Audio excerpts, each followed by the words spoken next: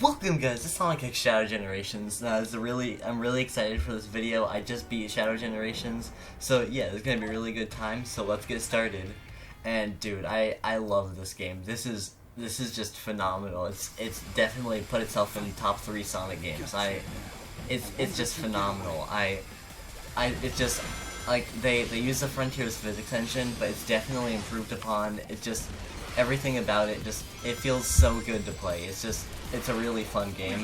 If I were to say, well, I won't say like my ranking for it yet, because I'm eventually, once I've finished every game, I'm gonna make like a new ranking list. But man, I just love this game. But yeah, no, it's definitely, there was so many things I didn't expect, and just like so much stuff that I was hyped about, and it definitely like paid off. It was worth the wait. It's just so good, and also it's my 100th video, so that's also, it's also very exciting. But yeah, no, this is only my second time playing this stage actually.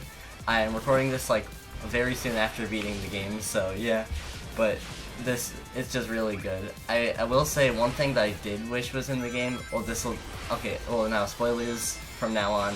I really wish that there was a Sonic boss fight. I know it wouldn't work with the physics engine, and I know there's already one in base generations, but I really wanted a fight, I really wanted to fight Sonic, from Shadow's point of view. If I were to say that's something that I really wanted, but I get why they didn't. It wouldn't really work, but I don't know. But yeah. And also, I really like they really improved the level design from like the cyberspace levels and Frontiers. It's not that those were bad, but they weren't exactly my cup of tea. These are a lot more like Generations playstyle, which I really like. I just like how they do stuff, and I like the chaos control too.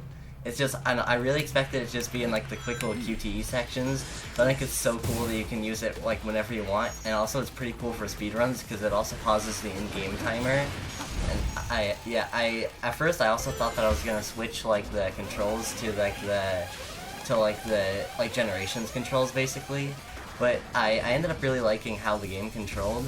But I will say one thing is that I really like the Shadow portion, and if you're playing it for the Sonic thing too, sure, but it's really, now it's the only way to play it on Steam besides when you buy like the bundles, but I feel like while it does, like graphically, like the new generation, like Sonic Generations looks better, it just feels a little bit more janky in my opinion.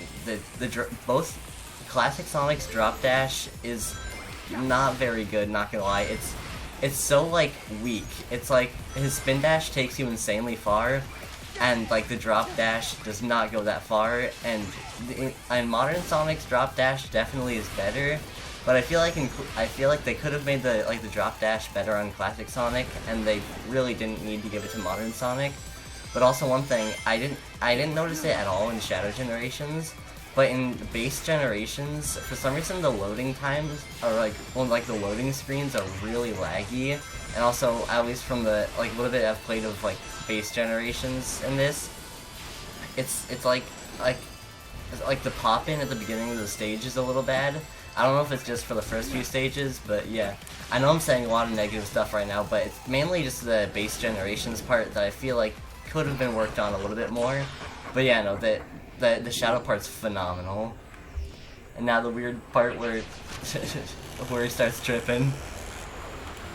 Yeah, and I think it's really cool how they also incorporate multiple things in this. I think this is a level from Shadow the Hedgehog that it goes into, like 2005. At first I thought it was Radical Highway, which it might also be inspired by Radical Highway. But more spoilers for later in the game. Radical Highway is the last level, which was really fun. Some parts were a little hard, so I'm gonna have to go for a better rank next time. But yeah, Radical Highway was really fun. But yeah, I really like, I don't know, I feel like they kind of, for the look of the boost, for the look of the boost, I think you can see kind of going from what Frontiers used. They use kind of a mixture of that and the base Generations boost, and I think it's a really nice looking boost. It's just, I really like it. I don't think there was any stage in this game that I didn't like, to be honest. I loved all of Shadow Generations. But yeah.